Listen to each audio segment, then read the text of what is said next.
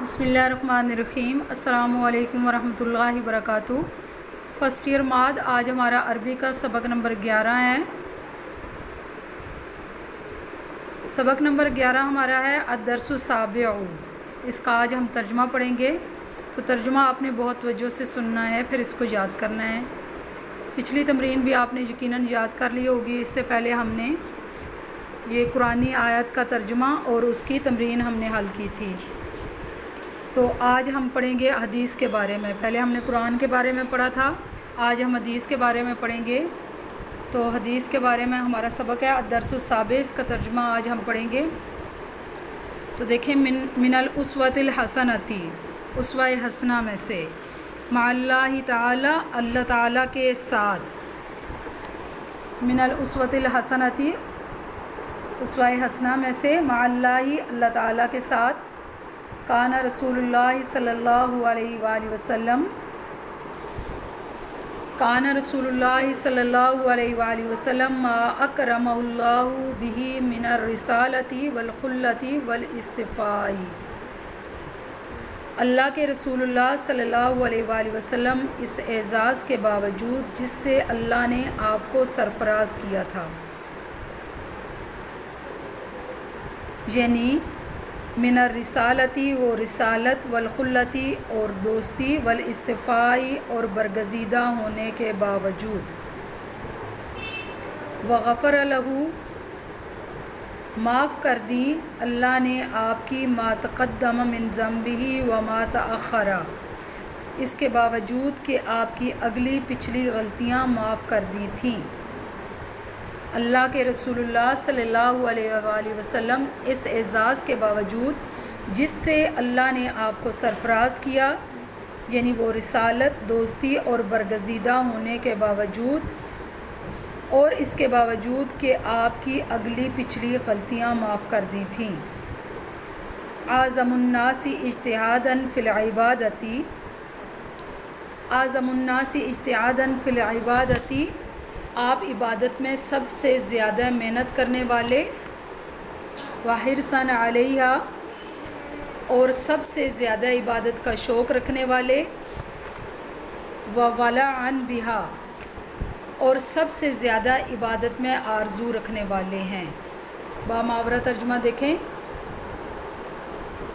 اعظم الناس اجتہادا فی العبادۃ وحرصا علیہا وولعا بہا، آپ عبادت میں سب سے زیادہ محنت کرنے والے، سب سے زیادہ عبادت کا شوق رکھنے والے، اور سب سے زیادہ عبادت میں آرزو رکھنے والے ہیں۔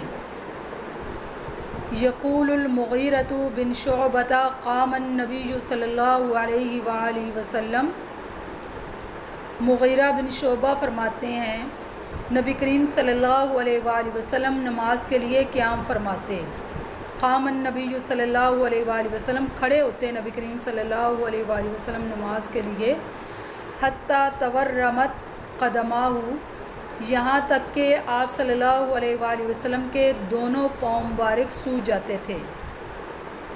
فقیل لہ، پس آپ صلی اللہ علیہ وسلم سے کہا گیا، وقد غفر اللہ ما تقدم من ذنبک وما تأخر، اور تحقیق اللہ نے تو آپ کی اگلی پچھلی غلطیوں کو معاف کر دیا ہے۔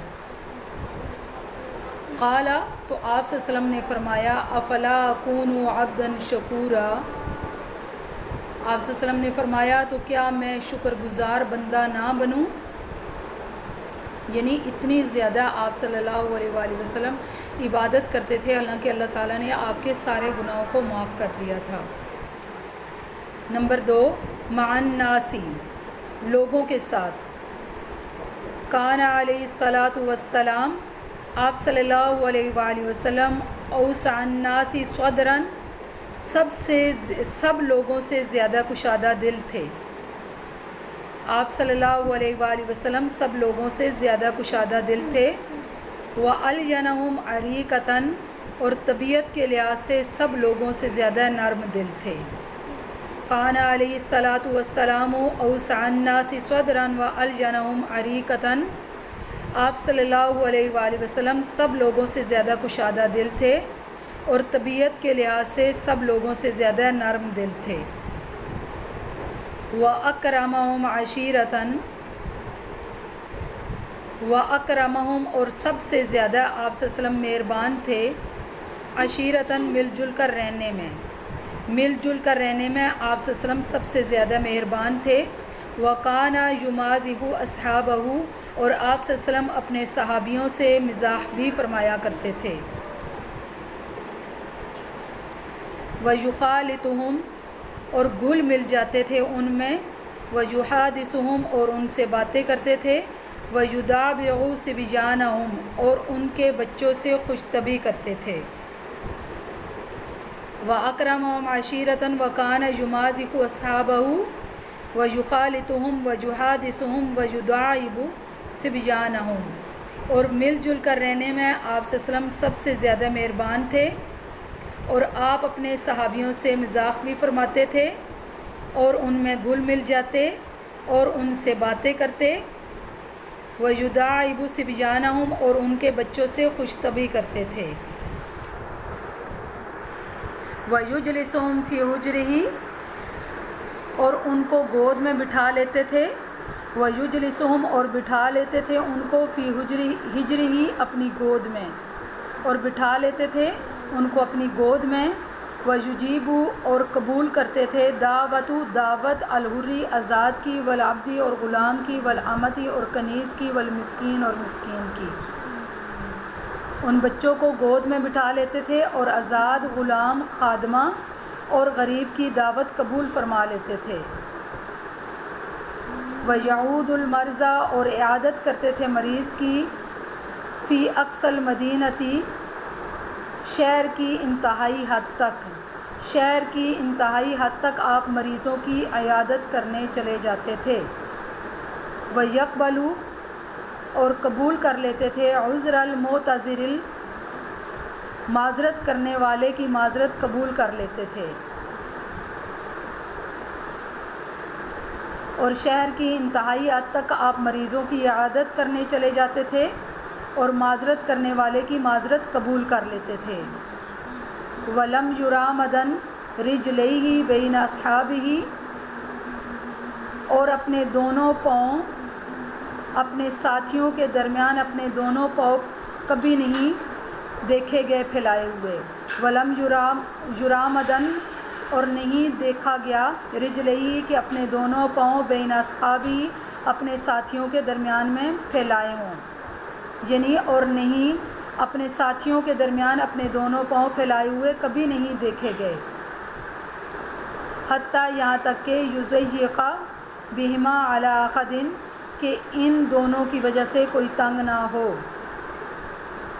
اپنے ساتھیوں کے درمیان اپنے دونوں پاؤں پھیلائے ہوئے کبھی نہیں دیکھے گئے کہ ان دونوں کی وجہ سے کوئی تنگ نہ ہو۔